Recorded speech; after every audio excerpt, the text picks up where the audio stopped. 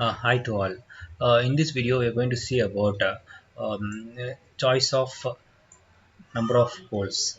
Okay. In DC machines, number of poles it may be a 2 pole or 4 pole or 8 poles. Other is based how we have to choose that one. The things we are going to see in this video. Okay. For a normal design, current parallel paths should not be more than 200 amps. However, often under enhanced cooling conditions, a current path per path of more than 200 amps is also being used.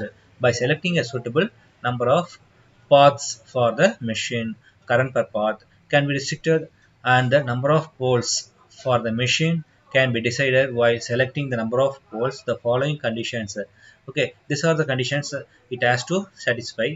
Okay, in order to decide what number of poles is to be used, let us different factors affecting the choice of number of poles be discussed in more number of poles. Frequency, weight of the iron used in the yoke, weight of the iron used for the armature core, weight of the overhang copper, armature reaction, overall diameter, length of the commutator, flash over, labor charge.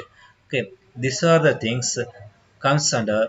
Once we are going to design a pole, uh, how many poles needed, uh, based on these things we are going to decide.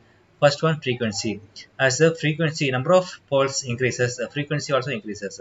Okay, the frequency of the induced EMF F is equal to Pn by 120. So F is directly proportional to um, yeah, P.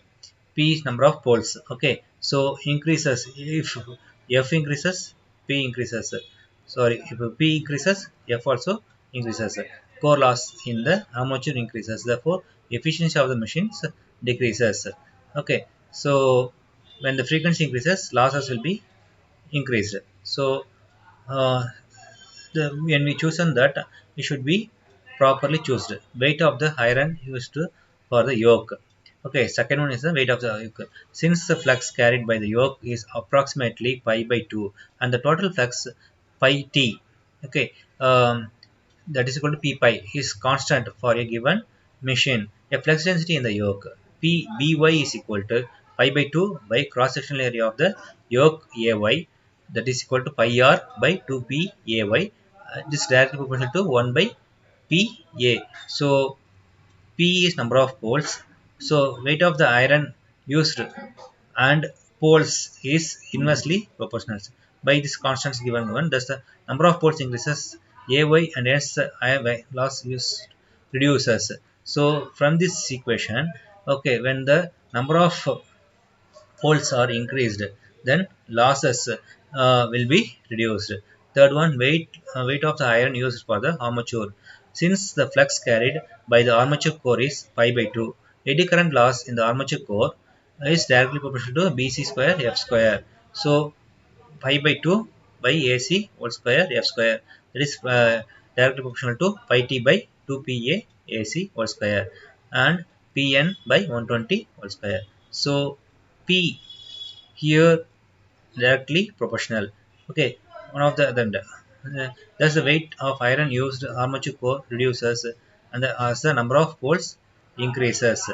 Okay, so weight of overhanging copper. For a overhang copper, this one, weight of copper. Okay, for a given active length of the coil, overhang alpha pole pitch goes on the reducing as the number of poles increases. As the overhang length reduces, the weight of the inactive copper used at the overhang also reduces. So number of poles increases, that copper which is inactive copper is also reduced. So armature reaction. Since the flux produced by the armature and the armature ampere turns, since the flux produced by the armature pi a is equal to at a by pole divided by reluctance, and armature ampere turns ata per pole is equal to ia z by 2ap is proportional to 1 by p. So armature reaction is inversely proportional to poles.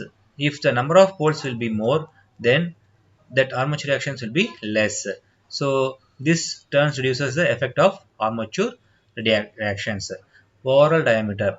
Okay, when the number of poles is less, okay, ATA by 2, ATA by pole, and uh, hence um, the flux produced by the armature is more.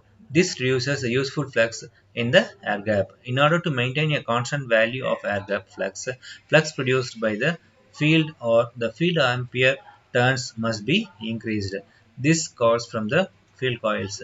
Okay, so obviously the number of poles increases, the height of the pole and hence the overall diameter of the machine decreases. If more number of poles are used, the diameter of the machine will be decreased.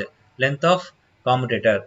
Okay, since each brush arm collects the current from every two parallel paths, um, so current per brush arm is equal to Ia by A, and the cross sectional area of the brush by arm AB is equal to 2 Ia by A del B, that is equal to Ia by P del B, that is proportional to 1 by P, reduces as the number of poles increases.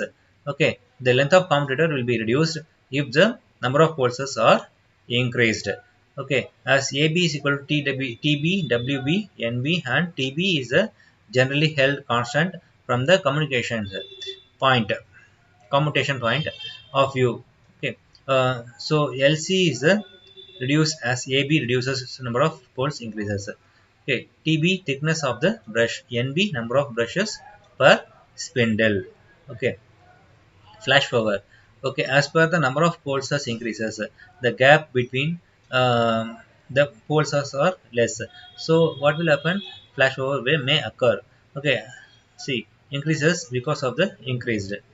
Okay, EB is equal to voltage between positive and negative brushes divided by number of segments per pole. Value of EB and carbon dust collected in the space where the mica is undercut, chance of arcing between commutators. So flashover may occur if we go for number of poles will be more. Okay, last point, labor charge. As the number of poles increases, the cost of labor increases. As more number of poles are to be assembled, more field coils are to be wound, placed on the pole of the insulator interconnector. It is clear that when the number of poles is more, weight of iron used for yoke and armature core, weight of the inactive copper, overall diameter, length of commutator, and effect of armature reactions reduces. These are the advantages when you go for number of poles or more. Okay, on the other hand, efficiency reduces, chances of flashover increases, and cost of machines increases. These are the disadvantage of the number of pulses when increased. Since the advantage over number of disadvantage, more number of pulses is preferable. Okay, thus the more number of poles is preferable, is not advisable for the cost point of view, because cost, when you go for cost, that number of poles should be less. In general, number of poles should be so selected that good operating characteristics are obtained with minimum weight of active materials and minimum cost of constructions. These are the overall view of the number of poles selection. Thank you.